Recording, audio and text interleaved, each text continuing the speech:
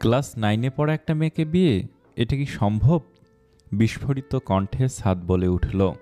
সাদের দাদি আঙুরবালা পালঙ্কের ওপরে হেলান দিয়ে বসে আছেন।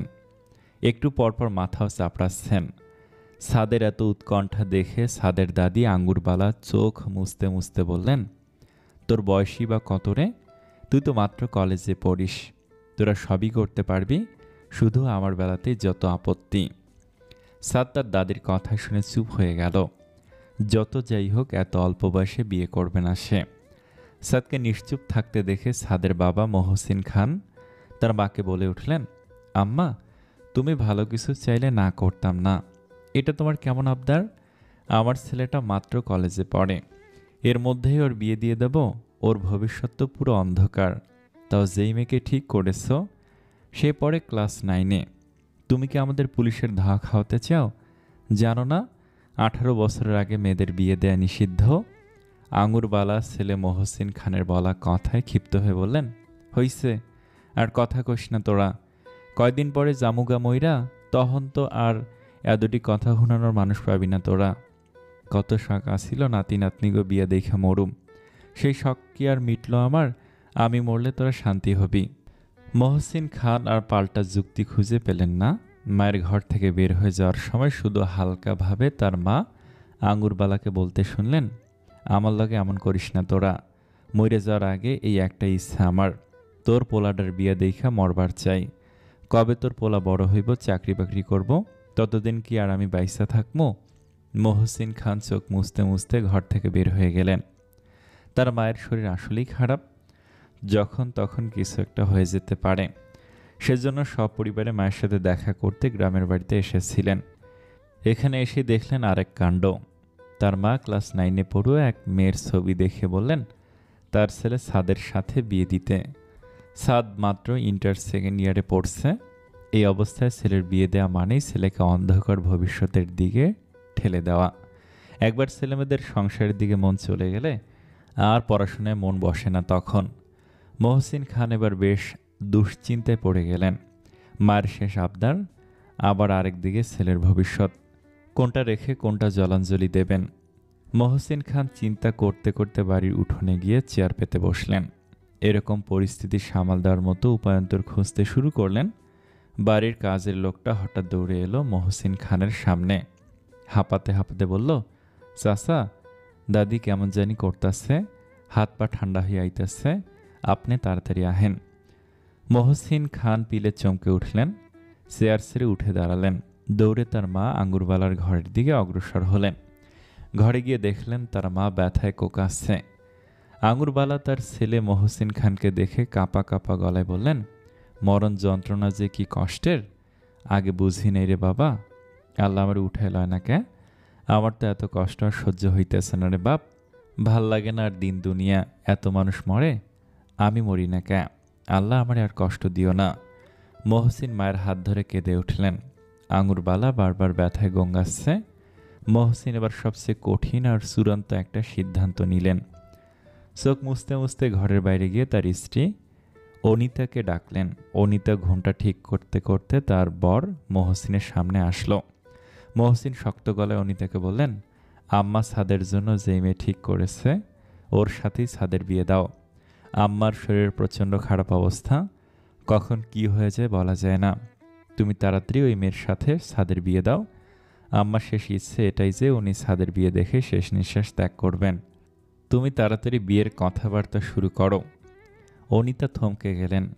ছেলেটার বয়স তো খুব বেশি না, এখনই বিয়ে? অনিতা মহসিনের কথাটা মেনে নিতে পারলেন না। রুদ্র কণ্ঠে বললেন, আমার এতটুকু একটা ছেলে, এখনই বিয়ে দেব? আমার ছেলের ভবিষ্যৎ কি তাহলে?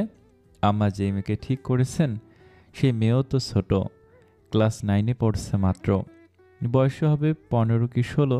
এই পিচ্ছি মেয়ে আবার সংসারের কি বুঝবে? মহসিন করুণ দৃষ্টিতে অনিতার দিকে তাকালেন।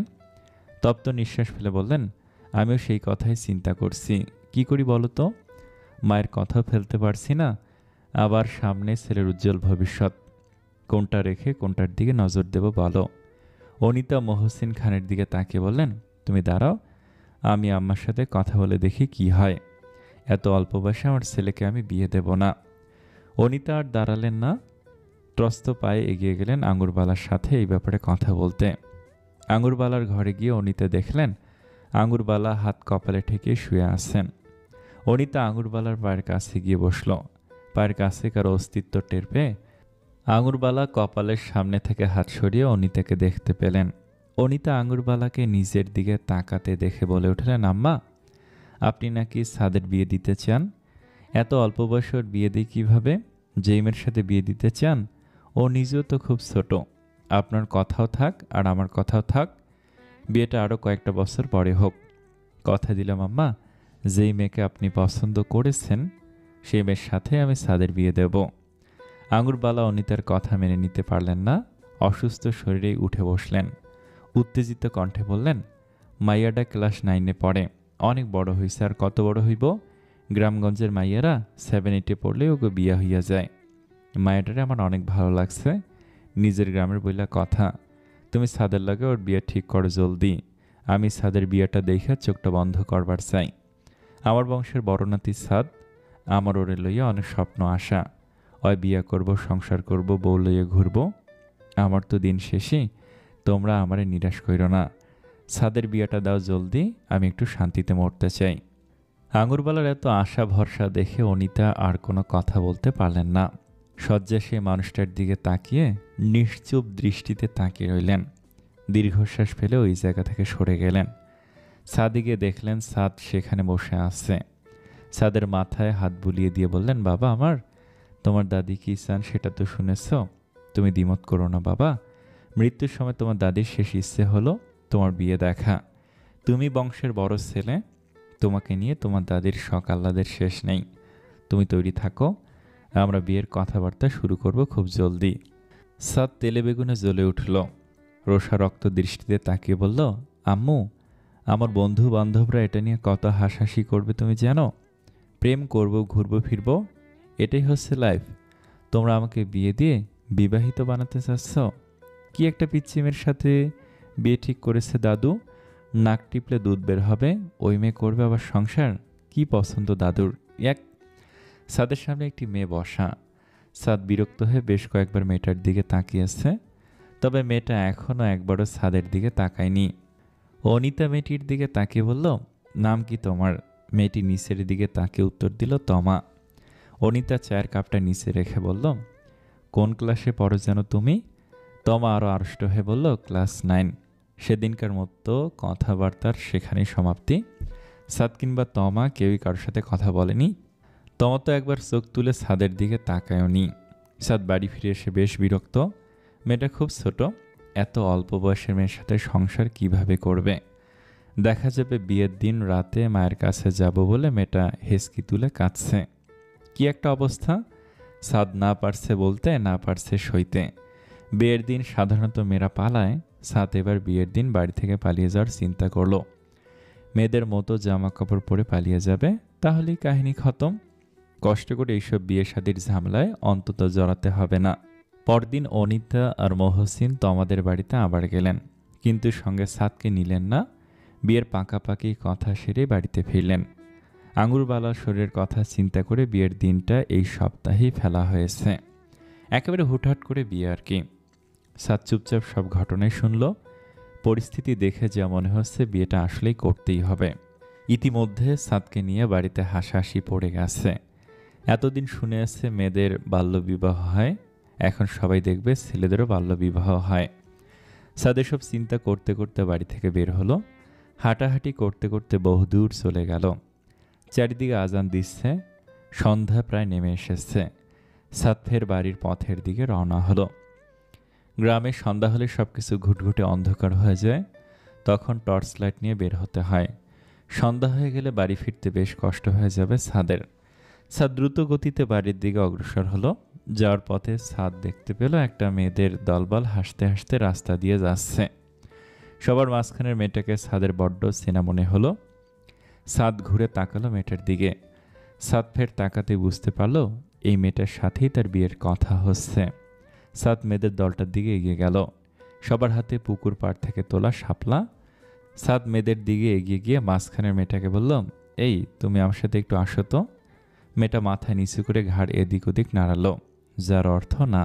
সাদ ধমকের সুরে বলল, আসতে বলেছি তোমাকে। মেয়েটা ভীতুগ্রস্ত দৃষ্টিতে প্রথমে সাদের দিকে তাকালো, এরপর ধীর পায়ে এগিয়ে গেল সাদের দিকে। সাদ মেয়েটাকে নিজের দিকে আসতে দেখে বাকি মেয়েদের উদ্দেশ্যে বলল, তোমরা এবার যাও। মেয়েরা প্রথমে না যেতে চাইল। সাদের চোখ রাঙানো দেখে ভয় দৌড় দিল। মেয়েটি সাদের পাশে এসে দাঁড়ালো। সাদ মেয়েটির সামনে দাঁড়িয়ে বলল, তোমার নাম তমা না? মেয়েটি মাথা ঝাঁকালো, যার অর্থ দাঁড়ায় হ্যাঁ। সাদ বিক্ষিপ্ত কণ্ঠে বলল, তুমি আবার আমার সঙ্গে কি সংসার করবে? কি ছোট বাচ্চাদের মতো দেখতে তুমি? দেখে মনে হচ্ছে ক্লাস 2তে পড়ো।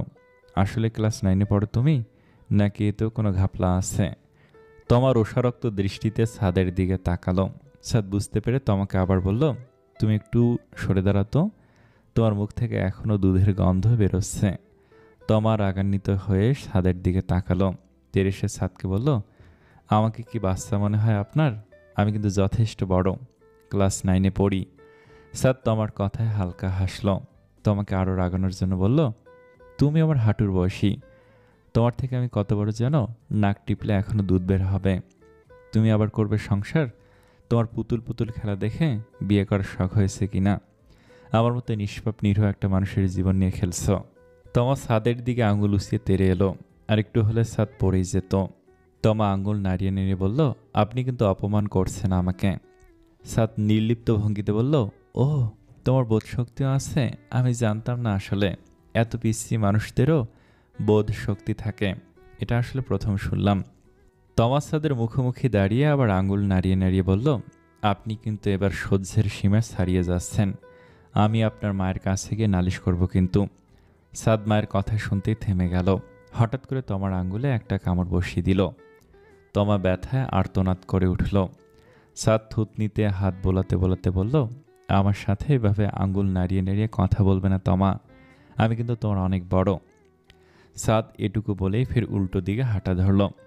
তমা পেছন থেকে সাদের চলে যাওয়া দেখল, হাতের আঙুলটা ধরে দাঁড়িয়ে রইল। সাদ তমার অবস্থান বোঝার জন্য পেছন ফিরে তাকালো। তমা সাদকে পেছন ফিরে তাকাতে দেখে দূর থেকে ইশারা করে বলল, কুত্তা। সাদ চোখ রাঙিয়ে তমার দিকে তাকালো। তমা সেদিকে পাত্তা না দিয়ে সাদকে জিহ্বা বের করে ভেঙিয়ে দৌড় দিল। সাদ তমাকে ধরার জন্য তমার পিছু পিছু বেশ খানিকক্ষণ ছুটল, কিন্তু শেষে তমাকে না ধরতে পেরে ক্লান্ত হয়ে বাড়ির পথের দিকে পা বাড়ালো।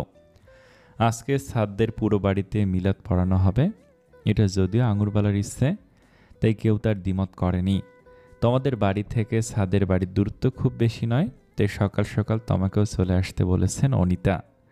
সাদও বাড়ির কাজে বেশ ব্যস্ত। এতিমখানা থেকে বাচ্চাদের নিয়ে আসতে বলেছেন অনিতা সাদকে।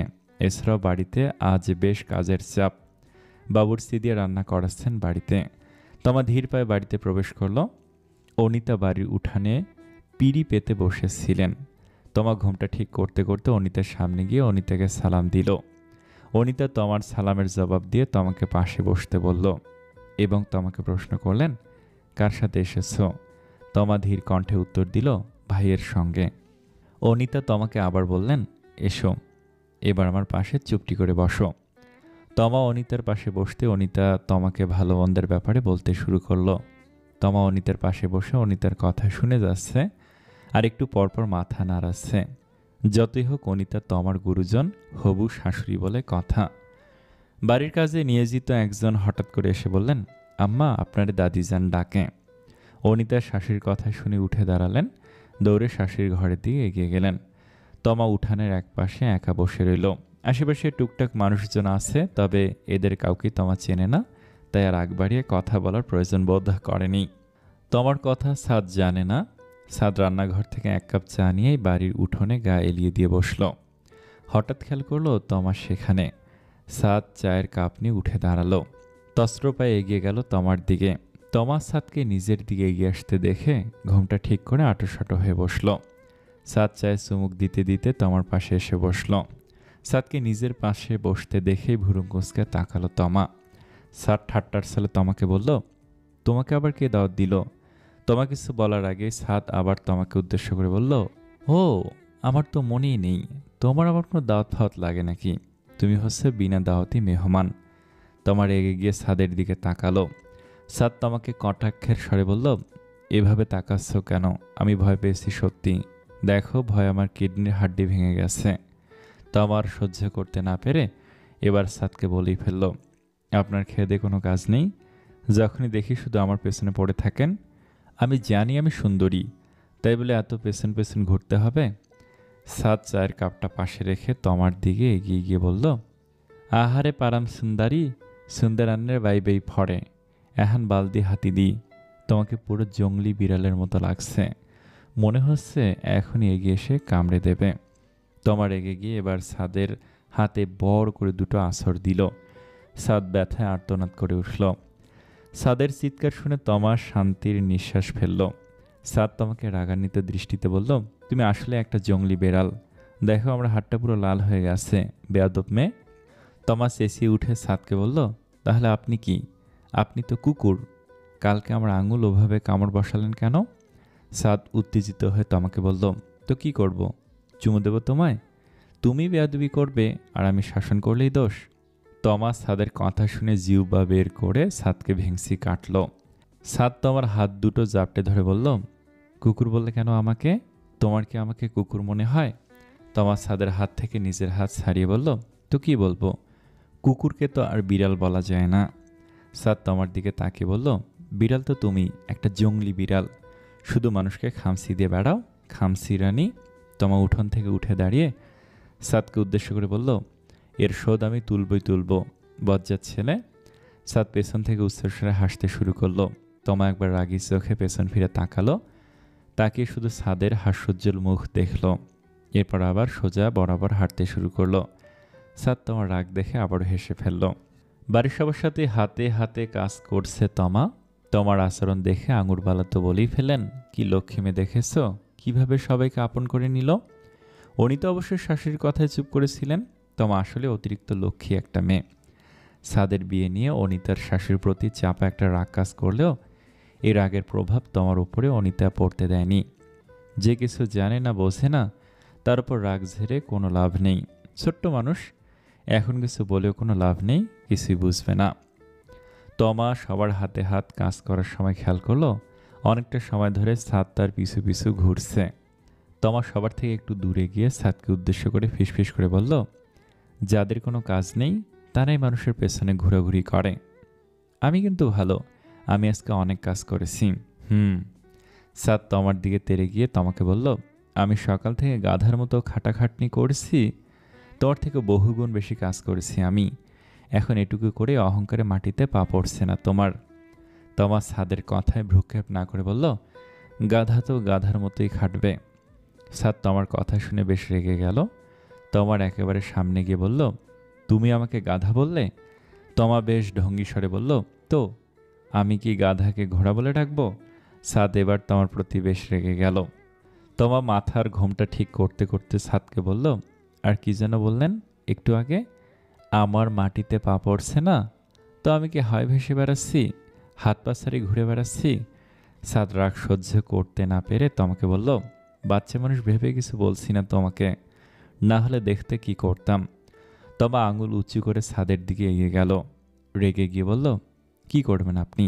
দেখি কি করবেন।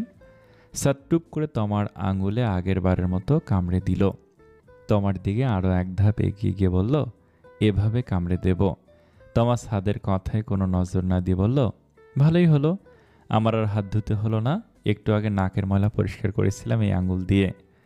তমা এইটুকু বলেই আঙুলটা নিজের নাকের ভেতর গুজে দিল।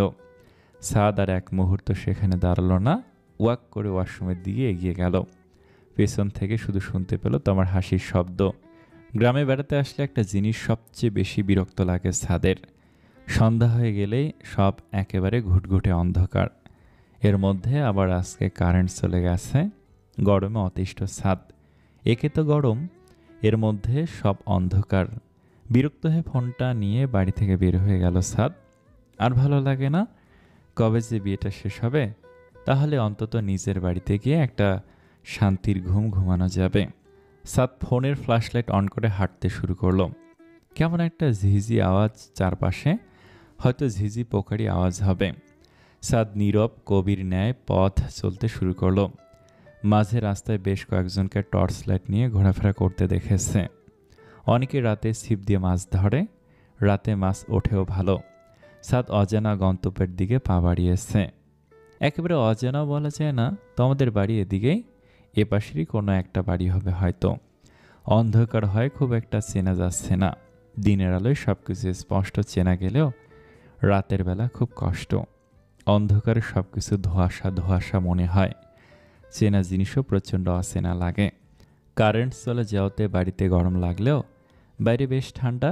সাদ ফোনের ফ্ল্যাশলাইট ঘুরিয়ে ঘুরিয়ে দেখতে শুরু করলো। সাদ হঠাৎ একটা বাড়ির দিকে আলো নিক্ষেপ করলো। হঠাৎ সেখান থেকে একটা মহিলার গলার আওয়াজ শুনতে পেয়ে চমকে উঠল সাদ। মহিলা কণ্ঠটি চেঁচিয়ে উঠে সাদকে বলছে, লাইট মারে ক্যাডারে? মহিলা মানুষে খাড়াই রইছে, তাও কোনো সরমলজ্জা নাই গা। আরও লাইট মেরা তাকায় তাকায় দাহে, বেশরম জানি কোন হানকার। সাদ বিপদের সংকেত বুঝতে পেরে দ্রুত সেই স্থান হতে প্রস্থান করল। এগোতে এগোতে বেশ সামনে চলে এলো। আরেকটু এলেই 2 রাস্তার মোড়। সাদ হালকাভাবে কারো গলা স্বর শুনতে পেল। প্রথমবার আমলে না নিলেও দ্বিতীয়বার ব্যাপারটা খেয়াল করল। আওয়াজের সূত্র ধরে কিছুটা এগিয়ে গেল। বড় উঠোনে একটা মেয়েসহ কিছু বাচ্চা ছেলেমেয়ে মাথা নাড়িয়ে নাড়িয়ে কি যেন পড়ছে। পাশে রাখা বেশ কয়েকটা মোমবাতি, বাতাসে বারবার নিভু নিভু করছে আলো। সাদ একটু সময় নিয়ে চারপাশটা তাকিয়ে দেখল। ও হ্যাঁ, মনে পড়েছে, এটাই তো তোমাদের বাড়ি। আচ্ছা, সামনে থাকা মেয়েটা কি তমা? সাদ কি তোমাকে ডেকে কথা বলবে? সাদ এবার এক প্রকার বিড়ম্বনায় পড়ে গেল। একটু একটু অস্বস্তি অনুভব হচ্ছে। এটা যদি তমা না হয় তাহলে তো মানুষ অন্য কিছু ভাববে। সাদ হঠাৎ গলা খাকারি দিল। সাদের সামনে থাকা মেয়েটি চমকে উঠে সাদের দিকে তাকালো। সাদ হালকা শব্দ করে বলল, তমা। তমা সাদের গলা শুনে বুঝতে পারলো এটা আসলে সাদ। তমা তার সাথে থাকা বাচ্চাদেরকে উদ্দেশ্য করে বলল, এই তোরা পড়তে থাক, আমি একটু আসছি। তমা এটুকু বলে উঠোন মারিয়ে সাদের সামনে এসে দাঁড়ালো। ভুরু কিছুটা কুঁচকে সাদকে বলল, এত রাতের বেলা এইদিকে কি? নিজের বাড়িতে এতই ভাতের অভাব বুঝি, মানুষের বাড়িতে রাত বিরাতে এত ঘোরাঘুরি কিসের? সাদ বড় একটা হাই তুলে তমাকে বলল, এই গরমে ঘরে পচে মরার চেয়ে মানুষের বাড়ির সামনে ঘুরোঘুরি করে হাওয়া খাওয়া কি ভালো না? তমা সাদের কথা শুনে মুখ বাঁকালো। নিজের মুখের একপাশে হাত রেখে বলল, বাড়ি যান আপনি, আমাদের বাড়ি চিনলেন কিভাবে? মাত্র তো একদিন এসেছিলেন। সাদ ভুরু কুঁচকে বলল, তোমার মতো ফাটাবাস বাড়িতে থাকতে আমার পথ চেনার কি দরকার? যেই গলা তোমার, এলাকার মাইকের কোনো দরকার নেই। তোমার মতো ফাটাবাস একটা থাকলেই হবে। তমা সাদের কথা শুনে বেশ ক্ষেপে গেল। সাদ অবশ্য তমাকে রাগানোর জন্যই কথাটা বলেছে। সাদ ঠোঁট টিপে হাসতে শুরু করলো। তমাকে রাগাতে খেপাতে সাদের বেশ লাগে। তমা সাদের দিকে এক পা এগিয়ে গিয়ে বলল, তাই বলে যার তার বাড়িতে ঢুকে পড়বেন? বেহা জানি কোথাকার। তমার কথা শুনে সাদও বেশ রেগে গেল। সাদ রাগের প্রকাশ না ঘটিয়ে বলল, আমাকে এত কিছু বললে তো তুমি কি কাকের মতো সারাদিন কাকা করে? আমাকে বললে বেহায়া। সারাদিন কাজ কোনো বাদ দিয়ে শুধু টই টই, পড়াশোনার তো বালাই নেই। সাদের মুখে পড়াশোনার কথা শুনতে পেয়ে তমা বেশ রেগে গেল। আঙুল উঁচু করে সাদের দিকে আবার তেড়ে এসে বলল, এই আপনি দেখেছেন আমি পড়াশোনা করি না? এই দেখুন, এখনও তো আমি পড়ছিলাম। আপনি তো এসে আমার কাজে বাগড়া দিলেন, এখন আবার আমাকে এত কথা শোনাচ্ছেন? সাদ তমার কথা শুনে খিলখিল করে হেসে ফেলল। তমার সাদের হাসির আওয়াজ শুনতে পেয়ে আরও এক দফা রেগে গেল। সাদ হাসি থামিয়ে তমাকে বলল, তুমি তো অনেক পড়াশোনা করো তাই না? তমা ভুরু নাচিয়ে বলল, অবশ্যই, আমি ক্লাসের সবচেয়ে ভালো ছাত্রী। প্রতি বছর পরীক্ষার ফলাফল শেষে পুরস্কার পাই। সাদ তমার কথা শুনে ঠোঁট টিপে হাসল। হাসির রেখা মুখ থেকে সরিয়ে বলল, তাই নাকি? তা আমি তো শুনলাম ক্লাস 9-এ নাকি তুমি আরও একবার পড়েছ। ফেল করলেও বুঝি তোমাদের স্কুলে পুরস্কৃত করে? এত ভালো স্কুল তোমাদের? তমা সাদের কথা শুনে ভ্যাবাচাকা খেয়ে গেল। আমতা আমতা করে ইনিয়ে বিনিয়ে সাদকে বলল, ওসব গুজব গুজব, গুজবে কান দিতে নেই। আমার ভালো দেখতে পারে না তো কেউ, তাই সব গুজব রটিয়ে বেড়াচ্ছে।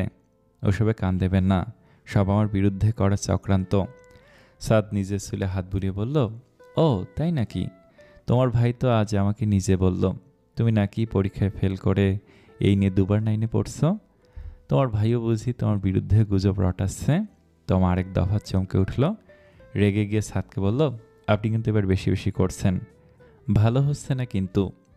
সাদ তমার কথায় কান্না দিয়ে বলল, বেশ করেছি, আর করব, দেখি তুমি কি করতে পারো। তমা সাদের দিকে এগিয়ে গিয়ে বলল, দেখবেন কি করতে পারি। সাদ তমার কথায় কর্ণপাত না করে বলল, দেখি তুমি কি এমন করো। তমার এক মুহূর্ত অপেক্ষা না করে জোরে চেঁচিয়ে উঠল, চিৎকার করে বলল, ভাইয়া গো, বাড়িতে চোর ঢুকেছে, আমাকে বাঁচাও ভাইয়া, ও ভাইয়া কোথায় তুমি, আমাকে বাঁচাও গো। সাদ তমার কথা শুনে ক্যাবলাকান্তের মতো তমার দিকে তাকিয়ে রইল। তমার ভাই শফিকুল ঘর থেকে বড় লাঠি নিয়ে বের হলেন। মোমবাতি হাতে তমার সাঙ্গপাঙ্গরা ছুটে এলো। তমার ভাই শফিকুল সাদকে চোর ভেবে সাদের মাথায় লাঠি দিয়ে জোরে আঘাত করলো। আঘাত পেয়ে সাদ মাথা ধরে মাটিতে বসে পড়ল। চিৎকার করে সাদ বলল, আমাকে বাঁচাও গো, আমি ডাকাতের পাল্লায় পড়েছি গো। তমা এবং শফিকুল দুজনে সাদের কথা শুনে চমকে উঠল। চোর নিজেই কিনা বলে সে ডাকাতের পাল্লায় পড়েছে, হায় কপাল, শেষমেশ চোর কিনা পড়ল ডাকাতের কবলে। তীব্র ক্লান্তি আর মাথা ব্যথা নিয়ে শোয়া থেকে উঠল সাদ। মাথার একটা পাশ ফুলে আলু হয়ে গিয়েছে। সাদ উঠে বসতেই সাদের ঘরে অবস্থানকৃত কয়েকজনের হাসির আওয়াজ শুনতে পেল সাদ। সাদ মাথা চেপে ধরে বিরক্তি নিয়ে বিছানা থেকে উঠে বসল। সাদকে উঠে বসতে দেখে নাদিয়া ছুটে এসে সাদের সামনে বসল। নাদিয়া সাদের চাচাতো বোন। সাদের ছোট চাচার মেয়ে নাদিয়া। নাদিয়া সাদের থেকে 4 বছরের ছোট। সাদের পাশে বসে নাদিয়া জোরে জোরে হাসতে হাসতে সাদকে বলল, তা নাকি তুমি চুরি করতে গিয়ে ধরা খেয়েছো ভাইয়া, দেখো মেরে তোমার মাথা ফাটিয়ে দিয়েছে। নাদিয়া এটুকু বলে মুখ চেপে ধরে জোরে জোরে হাসতে শুরু করলো। সাদ এক প্রকার বিপাকে পড়ে গেল। কি একটা অবস্থা, বাড়িতে জানাজানি হলে আর রক্ষা নেই। কি করবে ভেবে পেল না সাদ। এদিকে নাদিয়ার হাসির মাত্রা বেড়েই চলেছে। সাদ জোরে সরে নাদিয়াকে একটা ধমক দিল। নাদিয়া সাদের ধমক খেয়ে ক্ষণিকের জন্য শান্ত হলো, কিন্তু আবারও বকবক শুরু করলো। সাদ বিরক্তি মাখা মুখ নিয়ে আশেপাশে ফিরে তাকালো। মাথা ব্যথায় ফেটে যাচ্ছে, মনে হচ্ছে কেউ মাথায় হাতুড়ি দিয়ে পেটাচ্ছে। আঙুরবালা খুঁড়িয়ে খুঁড়িয়ে সাদের কাছে এসে বসলেন। সাদ পেছন ঘুরে একবার আঙুরবালার মুখের দিকে তাকালো। আঙুরবালা সাদকে নিচের দিকে তাকাতে দেখে হেসে ফেললেন। সাদ ক্যাবলাকান্তের মতো আঙুরবালার দিকে তাকালো। আঙুরবালা নিজের মতো হেসেই চলেছেন। এমন সময় সাদের সঙ্গে কথা বলতে অনিতা সাদের ঘরে প্রবেশ করল। অনিতা সাদের ঘরে ঢোকা মাত্রই আঙুরবালা অনিতাকে উদ্দেশ্য করে বলল, ছেলেরে তোমরা বিয়ে করিতে চাও না? বিয়ের কথা শুই না তোমাগো এত আপত্তি? তোমার পোলা তো রাইতের অন্ধকারেও বইয়ের লাগে দেখা করবার চায়, তোমরা তাও কইবা তোমাগো পোলা বিয়ে করবার চায় না। আসলে কও তোমরা বিয়ে দিবার চাও না, নয় এমন বিয়া পাগল পোলা কইব আমি বিয়ে করবো না? বইয়ের লাগে কত আদর কত সোহাগ, বইয়ের লাগে দেখা করতে গিয়া চোর অপবাদ হইনা মাথা ফাটাইয়া আইছে, তাও কইবা তোমার পোলা বিয়ে করবার চায় না। অনিতা আঙুরবালার কথা শুনে সাদের দিকে অগ্নিদৃষ্টিতে তাকালেন। সাদ লজ্জায় মাথা নিচু করে ফেলল। আঙুরবালা মুখ টিপে মুচকি হাসে এবং অনিতাকে বললেন, হন বউ, পোলাটার আর কিছু কইর না, বাইরের মানুষের লগে তো আর দেখা করতে চাই নাই, নিজের বউয়ের লগে দেখা করতে গেছে, আর পোলাটারে বইকো না। আঙুরবালা এটুকু বলি সেখান থেকে প্রস্থান করলেন। আঙুরবালা সেখান থেকে চলে যেতেই অনিতা সাদের সামনে বরাবর গিয়ে বসল। সাদকে গম্ভীর কণ্ঠে জিজ্ঞেস করলো, তুমি এত রাতে বাইরে গিয়েছিলে কেন? তা আবার ওদেরই বাড়িতে? এত সাহস পেলে কোথায়? তোমাকে নিয়ে কত হাসাহাসি হচ্ছে জানো তুমি? কি বলবে লোকে, বিয়ের আগে এই অবস্থা, বিয়ের পরে আমাকে আর চিনবেই না বোঝা যাচ্ছে। এত কষ্ট করে খাইয়ে পড়িয়ে মানুষ করলাম, এখন ওই দিনও দেখতে হচ্ছে। সাদ আমতা আমতা করে বলল, আম্মু তুমি তো জানো ওদের বাড়ি ওই রাস্তার মোড়ের ওদিকে। কালকে রাতে তো কারেন্ট ছিল না, আমি গরমে সিদ্ধ হয়ে যাচ্ছিলাম। বাড়ি থেকে হাঁটতে বের হয়েছিলাম, মোড়ের দিকে হাঁটাহাঁটির সময় কে যেন চোর বলে চিৎকার করলো, আর কে যেন আমাকে এসে মারলো। আমি জানতাম না এত কিছু, জানলে তো কখনই যেতাম না। সাদ সত্য মিথ্যা মিলিয়ে যেটুকু পারল বলল। সত্য কথা বললে কেউই কথা শোনাতে ছাড়ত না। অনিতা গাঢ় নিঃশ্বাস ফেলে সাদের ঘর থেকে প্রস্থান করলো। এদিকে সাদ জ্বলছে তীব্র প্রতিশোধের আগুনে। যেভাবেই হোক আজ তোমাকে শায়েস্তা করতেই হবে। মেয়েটা অনেক ফাজিল, কাল শুধু শুধুই এতগুলো মার খাওয়ালো। সাদ বহুক্ষণ ভেবে ভেবে ফোন দিয়ে আটলো। বিকালে তমা আর তার সাঙ্গপাঙ্গরা বাইরে টইটই করতে বের হয়, তখনই বেশ ভালো মতো তমাকে ধরবে, একেবারে ছাই দিয়ে ধরবে, যেন পালাতে না পারে। প্ল্যান অনুসারে সাদ বিকেলবেলা বাড়ি থেকে বের হলো। শরীর খুব খারাপ সাদের, কিন্তু তবুও সাদ আজকে বাড়ি থেকে বের হয়েছে, কারণ তোমার একটা শাস্তি প্রাপ্য। শুধু শুধু এতগুলো মার কেন খাওয়ালো সাদকে? ছোট্ট একটা বিষয় নিয়ে এত বাড়াবাড়ি করা কি ঠিক? সাদ হাঁটাহাঁটি করছে আর বারবার এদিক ওদিক তাকাচ্ছে। আসলে গোপনে গোপনে সাদ তমাকে খুঁজছে। তমা এই সময়টা সাঙ্গপাঙ্গ নিয়ে ঘুরতে বের হয়। সাদ অনেকটা সময় অপেক্ষা করলো। কিছুক্ষণ পর দেখলো তমা সহ তার সাঙ্গপাঙ্গরা এদিকে হাঁটতে হাঁটতে আসছে। তমা হাতে জুতো জোড়া নিয়ে খালি পায়ে হাঁটছে। তমা সাদকে দেখেও না দেখার ভান করে চলে যাচ্ছিল।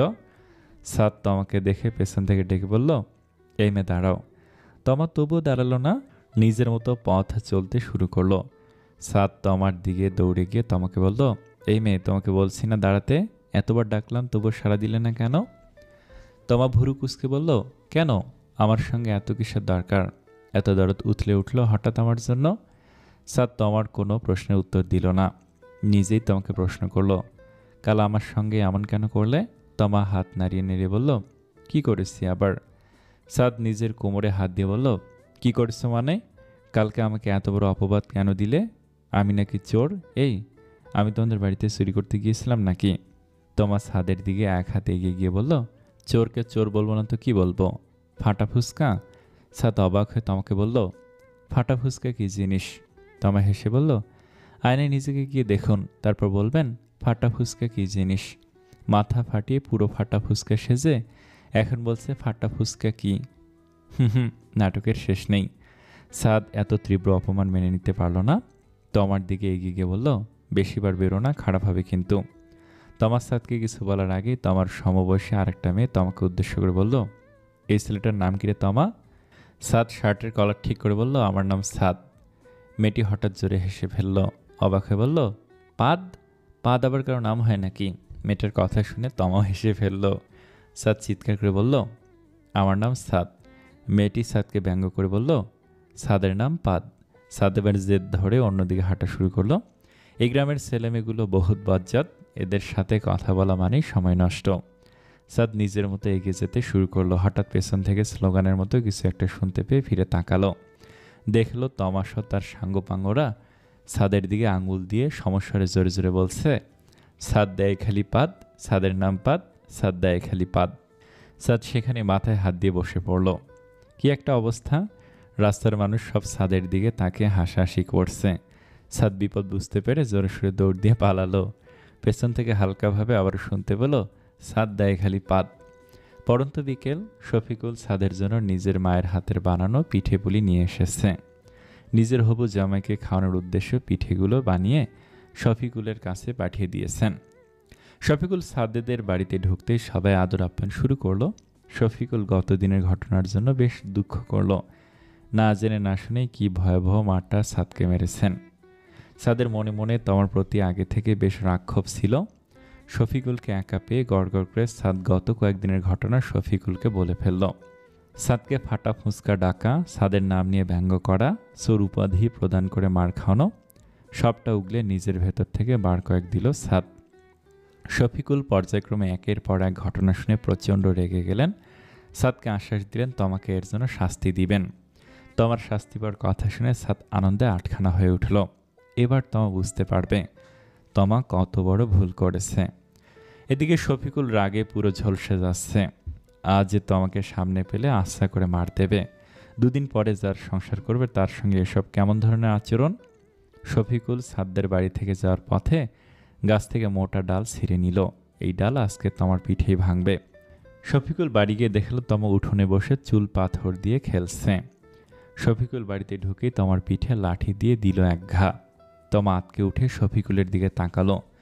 শফিকুল লাঠি দিয়ে তমাকে এলো পাথারি মার মারল।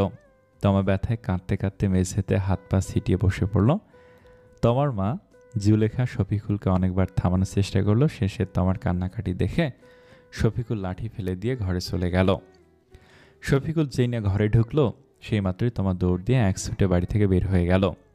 জুলেখা পেছন থেকে বহুক্ষণ ডাকাডাকি করলো। তমা সাড়া না দিয়ে বের হয়ে গেল। কোথায় গেছে, কি কারণে তমা বের হয়েছে এটা কেউ জানে না। জুলেখা অনেকক্ষণ বাড়ির আশেপাশে তমাকে খোঁজাখুঁজি করলো, কিন্তু তমা নিরুদ্দেশ। কোথাও তমাকে খুঁজে পেলেন না।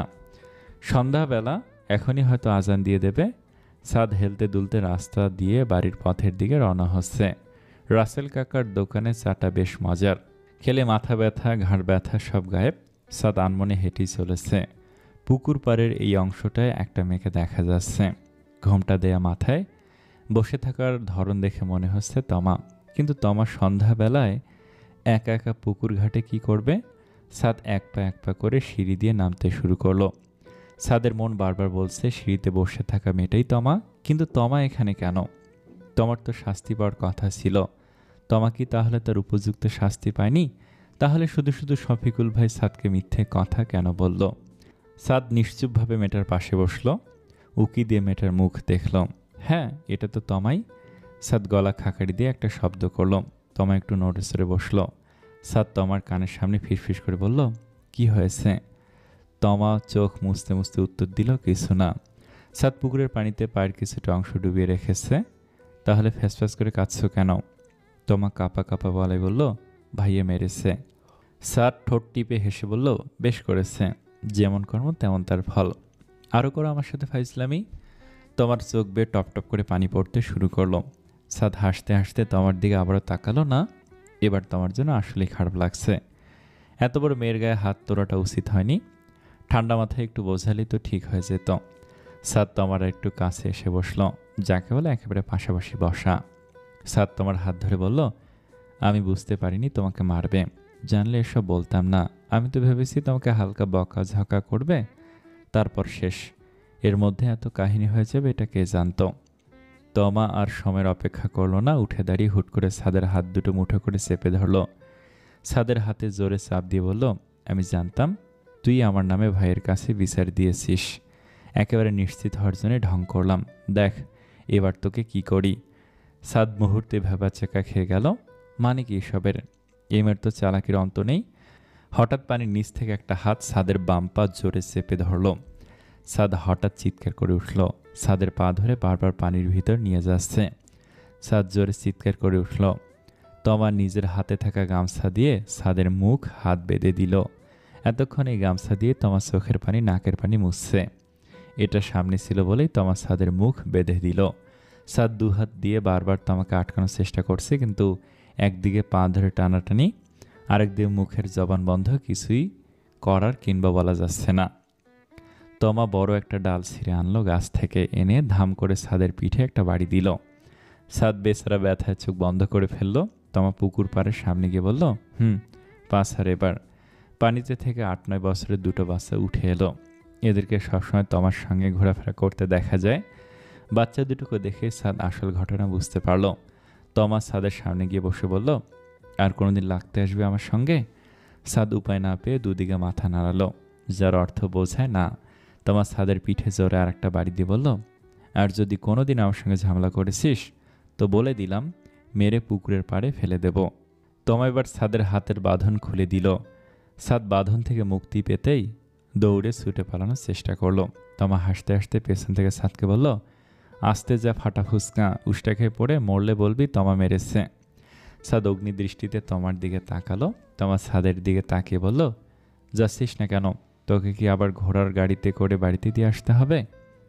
সাদের পা পুরো ভেজা। সাদ মাটিতে পা রাখা মাত্রই পা পিছলে মাটিতে ছিটকে পড়ল। সাদকে পড়ে যেতে দেখে তমা জোরে হেসে ফেলল। হাসতে হাসতে বলল, ফাটা ফুসকায় খায় উষ্টা, উষ্ঠার নাই শ্বাস, ফাটা ফুসকা খায় ঠ্যাস। সাদের পা ব্যথায় ফুলে গেছে। বাড়িতে আসার পর সাদকে পায়ের ব্যাপারে জিজ্ঞেস করলে সাদ বলেছে সাদ পড়ে গিয়েছে। পরদিন সকালে জুলেখা সাদের সঙ্গে দেখা করতে সাদকে বিস্তারিত জিজ্ঞেস করলে তমার মার খেয়ে ভেবে সাদকে ব্যাপারটা চেপে গেল। জুলেখা ঝাপসা চোখে সাদকে বলল, তমা যখন ৮ বছরের তখন তমার বাবা মারা যায়। সারাদিন ঠিকই ছিল, রাতে কি হলো কে জানি। একসাথে ঘুমাতে গেলাম, আমি উঠল, তমার বাবা আর উঠল না। পরিবারের একমাত্র ঢালি ছিল তমার বাবা। যেই পরিবারে বাবা থাকে না, সেই সংসার চালানো যে কত কষ্ট সেটা পরিস্থিতির খাতিরে আমি বুঝেছিলাম। শফিক বড় না হওয়া অবধি বেশ পরিশ্রম করে তমা আর শফিককে বড় করেছি। সংসারে অভাব অনটন লেগেই ছিল, কখনো ওদের চাহিদা মেটাতে পারিনি। খুব অভাবে দিন কেটেছে। তমা ছোটবেলা থেকে দুষ্টু, মানুষের গাছের ফল চুরি করে খেত, যেখানে যেত একটা অঘটন ঘটিয়েই বাড়ি ফিরত। ওর আমার হাতে কত যে মার খেয়েছে তার হিসেব নেই। মারে কখনো ওর দুষ্টুমি কমেনি, উল্টো বেড়েছে। ওকে যেই কাজ করতে নিষেধ করতাম ও সবসময় সেটাই বেশি করত। আজ এই বাড়ি থেকে বিচার আসতো তো কাল ও বাড়ি থেকে। আমি বা কি করব বলো? আমি মা, আমি যদি এত অত্যাচার করি ও যাবেটা কোথায়? ওকে মারা বন্ধ করে আদর করে বুঝিয়ে সুঝিয়ে বুঝ দিতাম। ও এখন অনেক কিছুই বোঝে না, কোথায় কি করতে হবে, কোথায় কি বলতে হবে সেসব জানে না। ভুল জায়গায় ভুল কথা বলে, বারবার বিপদে পড়ে। মাঝে মধ্যে গ্রামের লোকজন ওর প্রতি বিরক্ত হয়ে ওকে পাগল বলতো। আমি কখনো ওর প্রতি বিরক্ত হতে পারিনি, কখনো ওর শখ আহ্লাদ মেটাতে পারিনি, আমি দিতে পারিনি বলেই ও তো নিজে চুরি করার সাহস করেছে।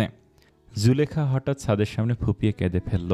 একটু থেমে আবার বলল, তোমার দাদি মানুষটা খুব ভালো। সংসারের খরচ এক হাতে জোগাতে হিমশিম খেতাম। কখনো কারো কাছে ধার চাইলে কেউ দিত না, পাশে যদি ধার নিয়ে ফেরত না দিই তোমার দাদি প্রায় আমাকে গোপনে সাহায্য করত। আমি আবার যখন সুযোগ পেতাম ধার পরিশোধ করে দিতাম। মাঝে মধ্যে ঘরে চাল থাকতো না, তোমার দাদি খুব সাহায্য করতেন। চাল, তারপর তোমাদের ক্ষেতের শাকসবজি এসব দিয়ে সাহায্য করতেন। আমার খুব উপকার হতো। জুলেখা এসব বলে বড় একটা দীর্ঘশ্বাস ফেলল। ছাদের মাথায় হাত বুলিয়ে দিয়ে বলল, তোমার যদি তোমার আচরণে কষ্ট লাগে তুমি মাফ করে দিও বাবা। ওর এত বুঝজ্ঞান নেই, তুমি পারলে মাফ করে দিও। জুলেখা এসব বলে ক্রন্দনরত দৃষ্টিতে সেই স্থান ত্যাগ করল। সাদ চুপচাপ পা বিছিয়ে বসে রইল। সারাদিন ঘরে পা বিছিয়ে বসে থাকতে থাকতে সাদ বিরক্ত। বিকেলে একটু বাড়ি থেকে বের না হলে সব কিছু যেন কেমন ফিকে ফিকে লাগে। সাদ খোঁড়াতে খোঁড়াতে বাড়ি থেকে বের হলো।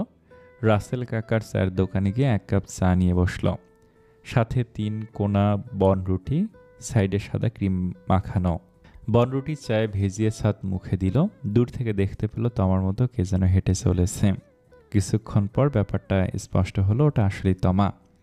এক হাতে বড় বাটির মতো কি যেন, আর এক হাতে অনেকগুলো ডাব। সাদ বুঝতে পারলো তমা গাছ থেকে ডাব পেরেছে।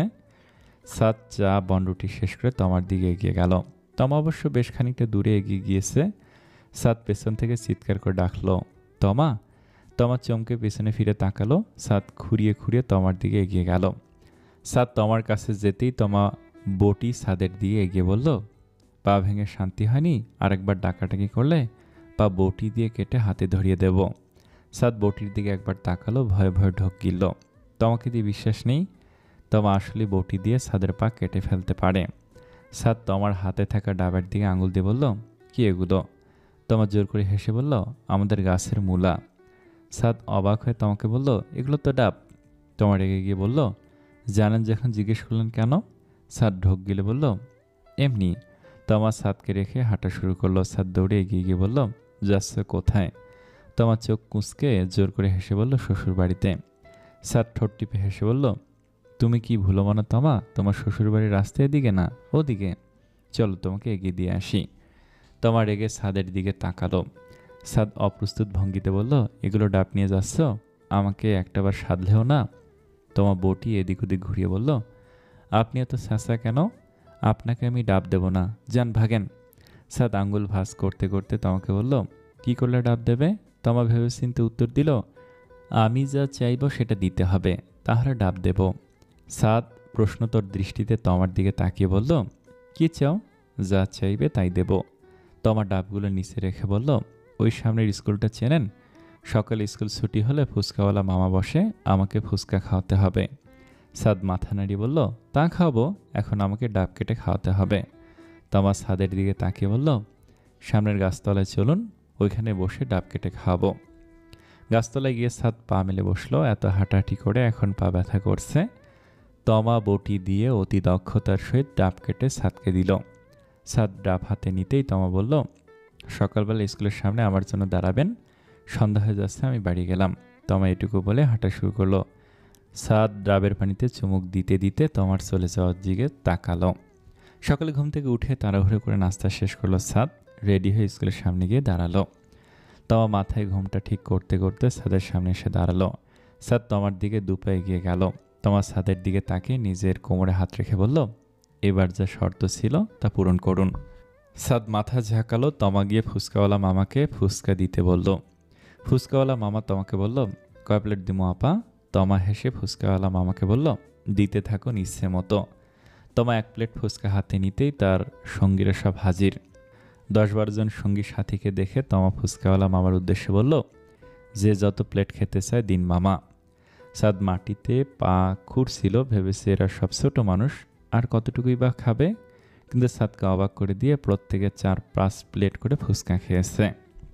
ফুচকাওয়ালা মামাকে যখন বিল দেওয়ার প্রসঙ্গ উঠল, তখন সাদ মুখ কালো করে ফেলল। এই সপ্তাহের পকেট মানি সব শেষ। কে যে বলেছিল তোমার ফাঁদে পা দিতে? তোমার মেয়েটা অতি চালাক। সাদ মনে তোমার প্রতি চাপা রাগ রেখে বাড়ি ফিরে গেল। সময় কখন কেটে যায় তা বোঝাই যায় না। পুরো একটা সপ্তাহ কেটে গেছে এভাবে। কালকে কাবিন পরিয়ে তোমাকে একেবারে তুলে আনবে। শাড়ি গহনা সহ আরও বেশ কিছু ডালা আজ তোমাদের বাড়িতে পাঠানো হয়েছে। তোমরা অবশ্য অনেকগুলো ডালা পাঠিয়েছে। সাদদের পুরো বাড়িতে লাইটিং করা। একটু পরপর গ্রামের মানুষজন উকিঝুঁকি মারছে। মহসিন খান অবশ্য অনিতাকে বলে দিয়েছেন, আজকে যারা বাড়িতে আসবে একটা মানুষের যেন খালি মুখে না যায়, ভরপেট খাইয়ে তারপর বিদায় দেবে। অনিতা অবশ্য মহসিন খানের সঙ্গে দ্বিমত করেননি, খুশি মনে সবটা মেনে নিয়েছেন। সাদের বিয়েতে সবচেয়ে আনন্দ করেছে আঙুরবালা। এতদিন বিছানা ছেড়ে উঠতে পারতেন না, এখন বলে কয়েও বিছানায় দুদণ্ডের জন্য বসানো যাচ্ছে না। বাচ্চাদের মতো এদিক ওদিক ছুটোছুটি করছেন। সাদের বিয়ে উপলক্ষে মেহমানদের জন্য গামলা ভর্তি করে পিঠা বানিয়েছেন। তেলের পিঠা, নকশি পিঠা, শাঁস পিঠা, আরও কত রকমের পিঠা বানিয়ে খাবার টেবিলে ভরে ফেলেছেন। নাদিয়ার তো আনন্দের শেষ নেই।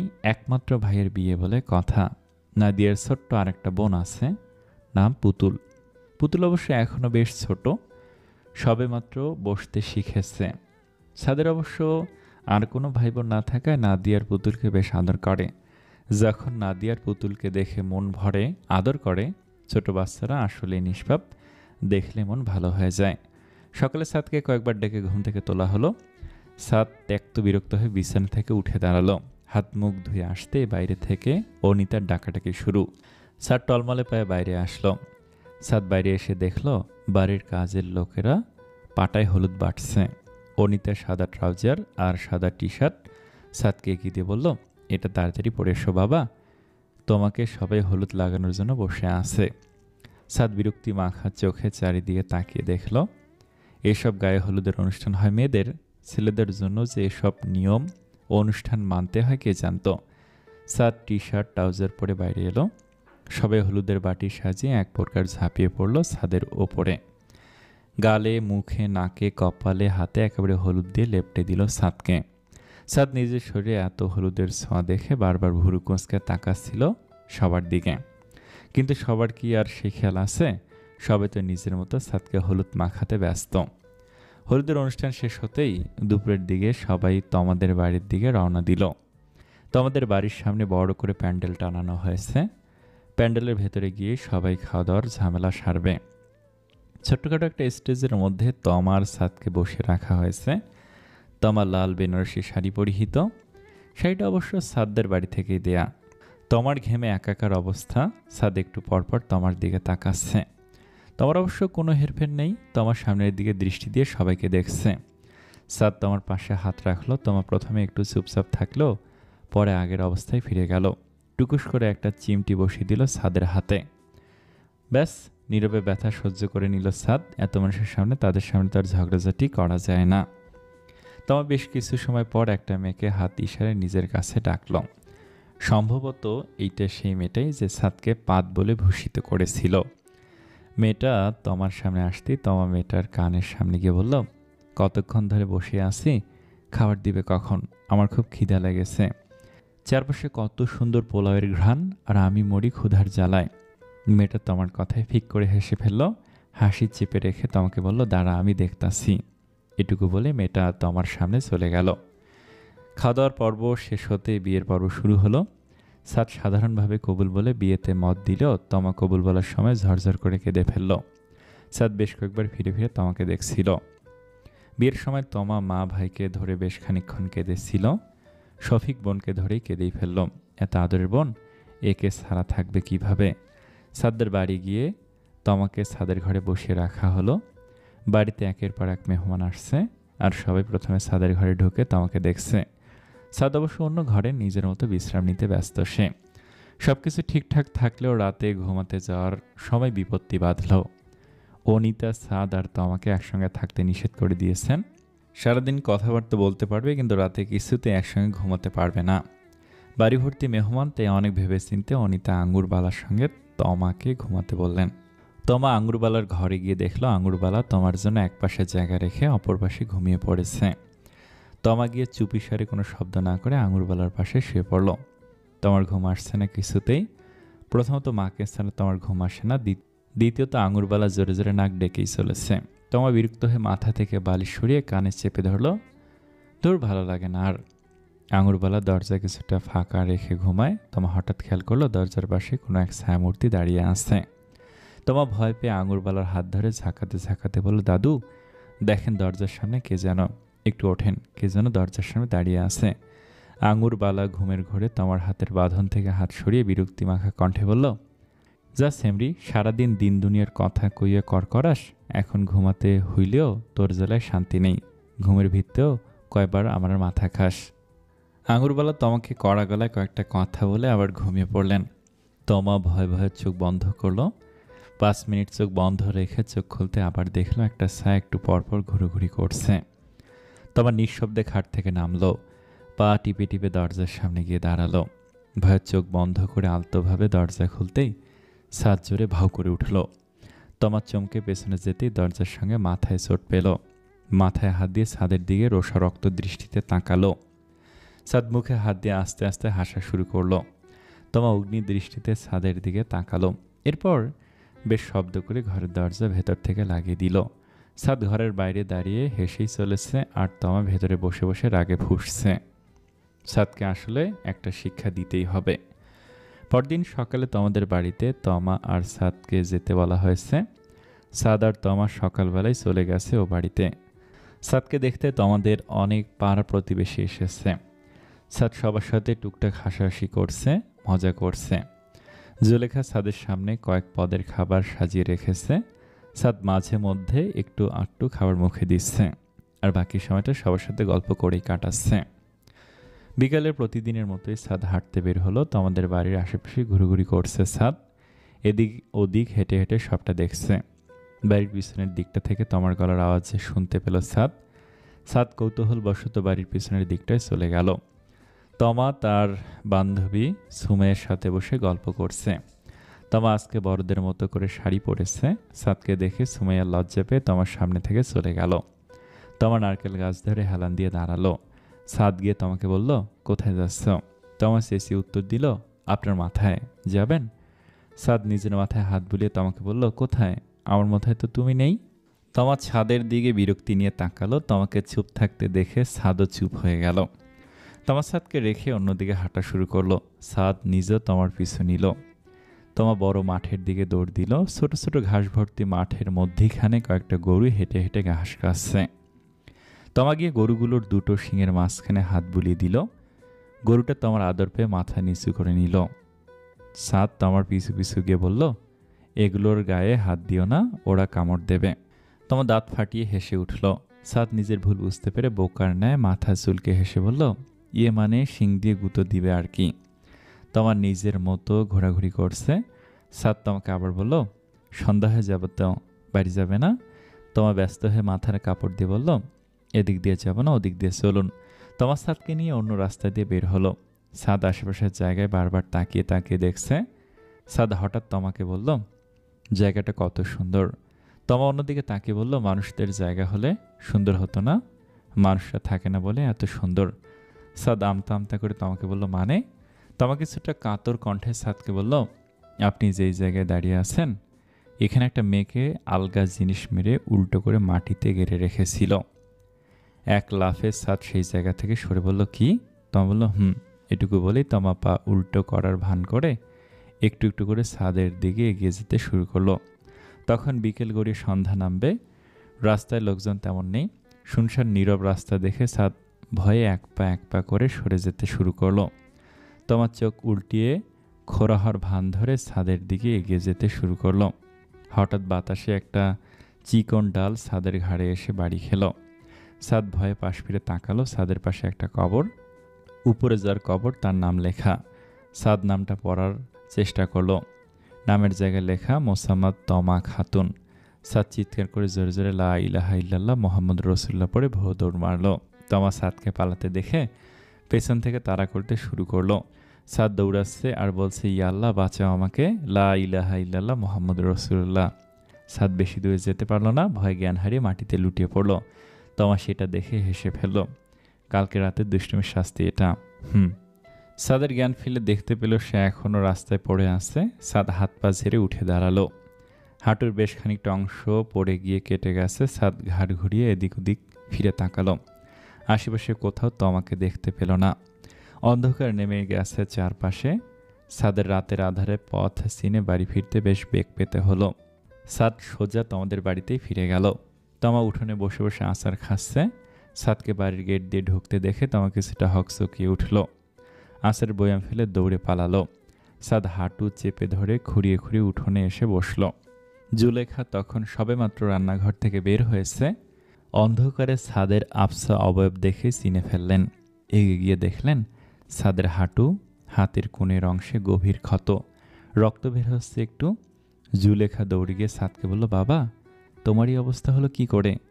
পড়ে টরে গিয়েছ নাকি? সাদ প্রত্যুত্তর কোনো জবাব দিল না। জুলেখা সাদের চাহনি দেখে কিছু একটা আঁচ করে ফেলল। জোরে চিৎকার করে তমাকে ডাকলো। তমা আমতা আমতা করে জুলেখার সামনে এলো। জুলেখা তমাকে দেখা মাত্রই চুলের মুঠি ধরে বসিয়ে দিল এক ঘা। সাদ উঠোনের দেয়ালে পিঠ ঠেকিয়ে বসে রয়েছে। তমা ধাপাস করে মাটিতে আছাড় খেয়ে পড়ল। জুলেখা তমাকে মাটি থেকে ওঠার সুযোগ না দিয়ে বেদম পিটুনি দিতে শুরু করলো। তমা জোরে জোরে মাগো বলে চিৎকার করতে শুরু করলো। সাদ উঠোন থেকে উঠে তাড়াতাড়ি জুলেখাকে পেছন থেকে সরিয়ে নিল। তমা মাটিতে বসে কাঁদছে। জুলেখার রাগে চোখে দুঃখে জল এসে গেছে। মেয়েটা আর কবে বুঝবে এসব? বেশি আদরে আদরে লাই দিয়ে ফেলেছে। সাদ জুলেখাকে শান্ত করে ঘরে নিয়ে গেল। তমা উঠোনের এক কোণে মাথা গুজে বসে আছে। সাদ তমার পাশে গিয়ে চুপটি করে বসল। গলা হালকা করে খাকারি দিয়ে উঠল। তমা অগ্নি দৃষ্টিতে সাদের দিকে তাকালো। ক্রন্দনরত গলায় বলল, আবার এসেছেন কেন? একবার মার খেয়ে শান্তি হয়নি, আবার নালিশ করতে এসেছেন? যান করুন নালিশ, আমার সঙ্গেই সবার যত শত্রুতা। সাদ নিজের থুতনিতে হাত বুলিয়ে বলল, আমি তো তোমার সঙ্গে কখনো শত্রুতা করতে চাইনি। তুমি তো বারবার আমার সঙ্গে বিনা কারণে ঝগড়া করেছ। আমি তো কিছু বললে আমাকে শুধু শুধু শাস্তি দিয়েছ। এবার বলো কে কার সঙ্গে শত্রুতা করতে গিয়েছে? তমা হাত ইশারা করে সাদকে বলল, আপনি জানতো এখন আমি আপনার সঙ্গে কোনো কথা বলবো না, আপনি এখন যান। সাদ অগত্যা উপায়হীন হয়ে তমার সামনে থেকে সরে গেল। সকালে তোমাদের বাড়িতে নাস্তা সেরে সাদ তমাকে নিয়ে বেরিয়ে গেল। বেলা তখন সকাল 8টা বেজে গেছে। সাদ নিজের বাড়িতে ঢুকতে দেখল বাড়িতে সবাই এখনো ঘুমে। বাড়িতে সবাই একটু দেরি করেই ঘুম থেকে ওঠে। আঙুরবালা উঠোনে বসে বসে পাঞ্চি বসছে আর কাজের লোকেরা কাজ করছে। এছাড়া বাড়িতে সবাই গভীর নিদ্রায়। তমা সাদের সামনে থেকে দৌড় দিয়ে সরে গেল। আঙুরবালা পানের পিক ফেলে তমাকে উদ্দেশ্য করে বলল, এই সেরি, এত লাফালাফি হুড়াহুড়ি করস কেন? পইরে তো ঠ্যাং ভাঙবি। তমা আঙুরবালার কথায় পাত্তা দিল না, দৌড়ে গিয়ে ছাদে উঠল। ছাদে গিয়ে তমা দেখল ছাদের কড়কড়ে রোদে পাটি বিছিয়ে আচারের বয়াম সাজিয়ে রাখা। তমা চুপিসারে একটা আচারের বয়াম নিজের হাতে তুলে নিল। বয়ামের মুখ খুলে ভেতরে হাত ঢুকে এক থাবলা আচার নিয়ে নিল। এরপর বয়াম আবার আগের মতো সাজিয়ে রাখল। আচার শেষ করে হেলে দুলে ছাদের সিঁড়ি দিয়ে নিচে নামলো তমা। বাড়ির সবাই সবেমাত্র ঘুম থেকে উঠেছে। তমা মাথায় ঘুমটা দিয়ে ভদ্রমের মতো নিচে নামলো। নাদিয়া পুতুলকে কোলে নিয়ে এদিক ওদিক ছুটে বেড়াচ্ছে। তমা নাদিয়ার সামনে গিয়ে হাত বাড়িয়ে দিল। পুতুলও তমার দিকে হাত বাড়িয়ে দিল। তমা আলতোভাবে পুতুলকে হাত বাড়িয়ে কোলে তুলে নিল। পুতুল তমার কোলে গিয়ে হেসে তমার দিকে তাকালো। অনিতা পেছন থেকে তমাকে বলল, এই দুটো কিন্তু তোমার ননদ, আদরে রেখো। তমা পুতুলের পিঠে হাত ছুঁয়ে অনিতার দিকে তাকিয়ে হেসে ফেলল। সাদ ফোনে গেমস খেলছে। নাদিয়া অধীর আগ্রহে ছাদের পাশে বসে তা দেখছে। একটা ছোট্ট বিড়াল ফোনের স্ক্রিনে বিড়ালটাকে গোসল করাতে হয়, খাওয়াতে হয়, এটাই নাদিয়ার সবচেয়ে পছন্দের গেমস। সাদ গেমস খেলবে শুনলেই নাদিয়া ছাদের পাশে এসে বসে বসে গেমস খেলা দেখে। গেমসটার নাম অ্যাঞ্জেলা। নাদিয়া এত শুদ্ধ করে গেমসের নাম বলতে পারে না। নাদিয়ার ভাষায় এই গেমসটার নাম ইনজেলা। সাদের হাতে ফোন দেখলেই নাদিয়া সবার প্রথমে বলবে, ভাইয়া ইনজেলার গেম খেলি দেখো। সাদের হাতে ফোন দেখলেই নাদিয়া সবার প্রথমে বলবে, ভাইয়া ইনজেলার গেম খেলি চলো। তমা পুতুলকে কোলে নিয়ে সাদের ঘরে ঢুকলো। সাদ পুতুলকে দেখে আদরের ভঙ্গিতে হাত ইশারা করলো। আমার পুতুল সোনাটা কোথায় রে? পুতুল ছোট ছোট হাত বাড়িয়ে দিল ছাদের দিকে। ছাদ তোমার কাছ থেকে পুতুলকে নিজের কোলে উঠিয়ে নিল। তোমার চোখ কুঁচকে ছাদের দিকে তাকালো। ছাদ নিজের ফোনটা নাদিয়ার হাতে দিল। নাদিয়া মনের মাধুরী মিশিয়ে গেমস খেলছে, আর ছাদ পুতুলকে নিয়ে দুষ্টুমিতে মেতে রয়েছে। তমা নাদিয়ার পাশে গিয়ে বসলো। ফোনের স্ক্রিনে উকি দিয়ে দেখলো নাদিয়া বিড়ালটাকে গোসল করিয়া জামা পরাচ্ছে। তোমাকে নিজের পাশে বসতে দেখে নাদিয়া তোমার হাতের বাঁ পাশে হেলান দিয়ে বসলো। ফোনের স্ক্রিনের দিকে আঙুল দিয়ে তোমাকে বলল, বলো তো কোন জামাটা সুন্দর, ইঞ্জেলা কোনটা পরবে? তোমার নাদিয়ার কথা রাগা মাথা কিছুই বুঝতে পারলো না। কোনো জবাব না দিয়ে সেভাবে বসে রইল। সাদ ব্যস্ত পুতুলকে নিয়ে, আর নাদিয়া ব্যস্ত ফোন নিয়ে। তোমা বিরক্ত হয়ে উঠে দাঁড়ালো, হেলে দুলে উঠোনের সামনে ঘুরোঘুরি শুরু করলো। আঙুরবালা তোমাকে দেখতে পেল, দেখে তোমার দিকে এগিয়ে গেল। পান চিবোতে চিবোতে তোমাকে বলল, এত ঘুরঘুরি করিস কে, পা ব্যথা করে না রে? তমা আঙুরবালার দিকে তাকিয়ে বলল, আপনি ঘুমের ঘোরে ভস ভস করে নাক ডাকেন। আমি কি কখন আপনাকে বলেছি যে এত নাক ডাকেন কেন? ব্যথা করে না কেন? আঙুরবালা তোমার কথা শুনে তেলে বেগুনে জ্বলে উঠল। রেগে মেগে তোমাকে বলল, নাক ডাকলে আমি ডাকছি, তোর কি রে? আমার নাক যতবার ইচ্ছা আমি ডাকমো, তুই কর কে? নাক ডাকানি শুনতে ভালো না লাগলে কানে তুলে গুইজা থাক। তমা আঙুরবালাকে ভেঙে বলল, আমার পা আমি হাঁটবো, তাতে কার কি? আমার পা দেখে হিংসে হলে নিজের পায়ে দুটো বাড়ি মারুন, সব ঠিক হয়ে যাবে। আঙুরবালা রাগে কর্মর করতে করতে তোমার দিকে তাকালো। তোমার সেদিকে খেয়াল না করে বলল, নিজের তো লাঠি ভর করে হাঁটাচলা করতে হয়, তাই আমার পা দেখে এত হিংসে হয়। থাক, বুড়ো হলে এমনিই হবে, তুমি আর দুঃখ করো না। আঙুরবালাকে কিছু বলার সুযোগ না দিয়ে তমা গানের সুর ধরে বলল, লাঠিওয়ালা দাদু মেরা গানা বাজা দে, লাঠিওয়ালা দাদু মেরা গানা বাজা দে, গানা বাজা দে। আঙুরবালা তোমার দিকে ধেয়ে এসে বলল, অসভ্য সেরি, তোর একদিনকে আজ আমার একদিন। আমি এখনো কত জোয়ানি, আমারে কষ বুড়ি, বজ্জাত মাইয়া, তোরে কি করি দেখিস তুই।